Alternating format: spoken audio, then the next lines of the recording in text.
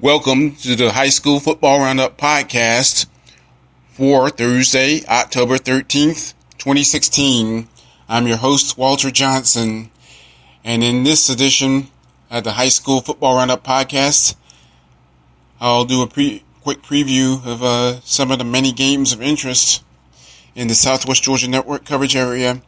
And remember, you can follow on Twitter at SWGA Network. And not much time to waste, so let's get started. And a good place to start would be in GHSA Region 17A.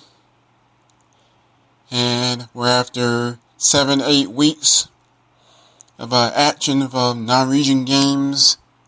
All four teams in GHSA Region 17A will finally get region play underway. Only 3 games each for all 4 teams: Camden County, Colquitt County, Lowndes, and Tift County. And Lowndes takes on Tift County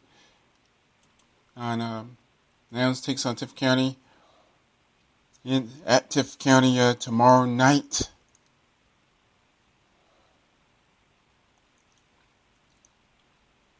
You see now, so it'll be Lowndes taking on Tift County tomorrow night, and that game will be played at the Concrete Palace, better known as Martin Stadium in Valdosta. Or how about the game will be played with kickoff at 8 p.m. Friday night, October 14th, at Martin Stadium in Valdosta, better known as the Concrete Palace. And Tift County comes in at 5-2 overall and unranked according to the Georgia High School Football Daily Poll. And really, according to all the polls, and Lowndes is 6-1 overall, number 6 in the state. And the Vikings have reeled off 6 straight wins since losing their opener to Valdosta in the Wintersville Classic. And the only other GHSA Region 17A contest, Camden County taking on Colquitt County. And the Packers, after an 0-4 start, following 3 straight wins over covering 2 full seasons in back-to-back state championships in 2014 and 2015, will look to make it win number 4 in a row over the Camden County Wildcats. And the Packers have really played well these last several games. And moving on to 1-6A, and another top game from around the state taking place at McCall Talbert Stadium in Warner Robins, Georgia, as the Lee County Trojans will look to start 7-0 for the first time ever, taking on north side of Warner Robins, as hard as it is to believe. And this is only the 4th all-time meeting ever between Lee County and Northside, and the first meeting was in the opening round of the 2006 playoffs in Class 4A. And then they also played a couple of more games in 2010, 2011, when they were members of Region 1-4A. And Northside of Warner Robins has basically dominated, and outscoring Lee County 21-28-14 in all 3 games. And this is the Lee County's first ever game as the number 1 ranked team in the state. Very interested to see what's going to happen there. And the only other GHSA Region 1-6A contest has Houston County, the former number 1 team that Lee County knocked off, heading down to Douglas, Georgia, to face the Coffee Trojans. And Houston County will look to avoid an 0-2 start in Region 1-6A action, while this is the first region contest for Coffee. Moving right along, in the Thomas County Central Yellow Jackets open Region 1-5A with a 33-22 win at Warner Robins. And the Yellow Jackets will return to the greater Houston County region of Warner Robins, Perry/Warner Robins area for another contest against it's against a team for that area in the form of the Veterans Warhawks. And veterans will try to bounce back and notch region win number 1 after a 31-6 loss to the Bainbridge Bearcats. And how about in GHSA Region 1 5A, the Westover Patriots, after a week off last week, we're back at it at Humil Stadium again this week on Friday, October 14th, home against the Columbus Blue Devils. And Westover's won 2 in a row, while Columbus High has lost 2 in a row. And the Patriots want to keep their hopes for playing for a region title, or host a playoff game at home, or even being in the playoffs for that matter, alive, if they want to keep any sort of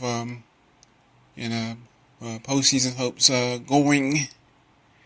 And they can't afford even one slip up. I mean, can't take any team lightly. And obviously, Monroe learned that lesson all too well last Saturday. You never, ever take a team lightly. No matter if they come in undefeated, or if they come in winless, or somewhere in between. Never, ever take a team lightly.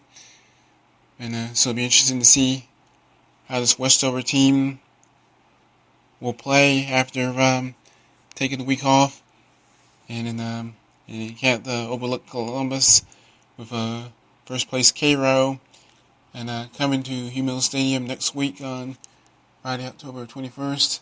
And speaking of the serve makers, they'll be at home facing the Carver Columbus team that lost to Heartbreaker just 3 weeks ago, back on Thursday, September 22nd. That was just 3 weeks ago tonight, as this is being recorded on Thursday, October 13th, 2016. And Cairo will look to stay in sole possession of first place in GHSA Region 1 4A against the Tigers of Carver High School out of Columbus, Georgia. And moving on to GHSA Region 1 4A, make that Region 1 AAA in the GHSA, and the Daugherty Trojans will travel down to Adel, Georgia to take on the Hornets of Cook High School, the Cook Hornets. And Daugherty comes in at 2-4 overall, and undefeated in GHSA Region 1 AAA play at 1-0. When was the last time any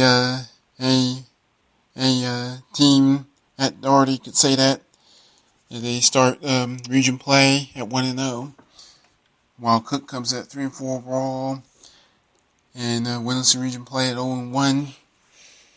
And Daugherty has only 2 wins, but that second win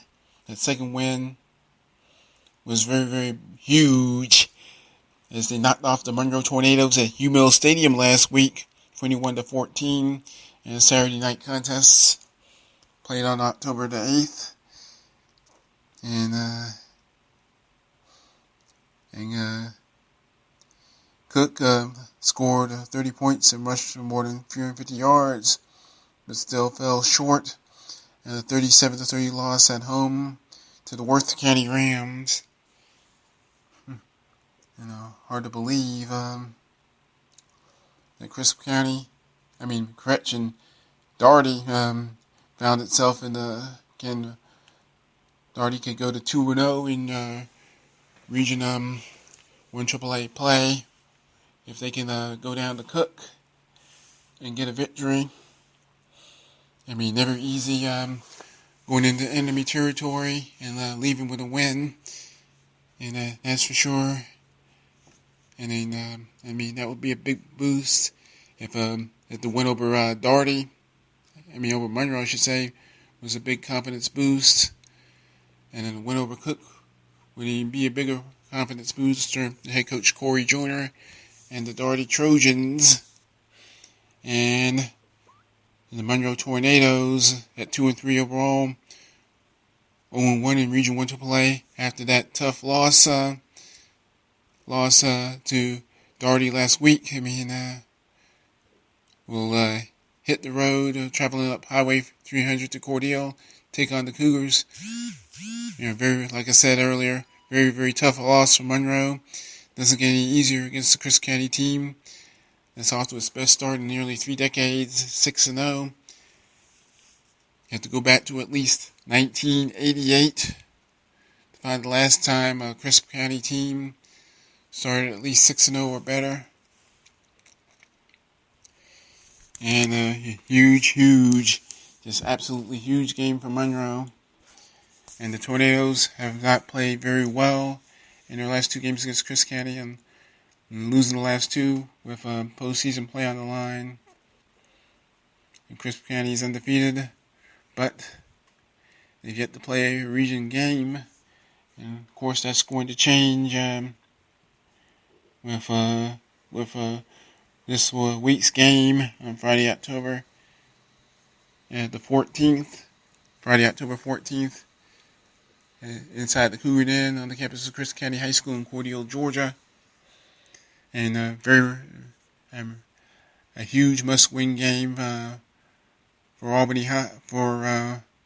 Monroe and Albany High, and looking for its first win in nearly 2 calendar years, traveling down to Quitman, Georgia, to take on the Brooks County Trojans, 5-1 overall, 1-0 in GHSA Region 1 AA. And they struggled against another team that's winless in Early County, as Brooks escaped with an 18-14 triumph. And let's see, and the losing streak for Albany High, sitting at 15 games in a row, believe it or not. And not much else to say about Albany High, except that sooner or later they're gonna snap out of that losing streak, snap out of that losing funk they've been in over the last year and a half.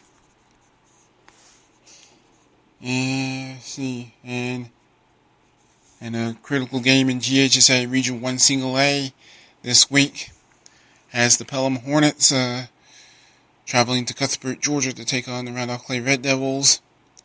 And Pelham sitting at 5-1 overall, 4-1 in GHSA Region 1 Single A, with their only loss coming to Terrell County.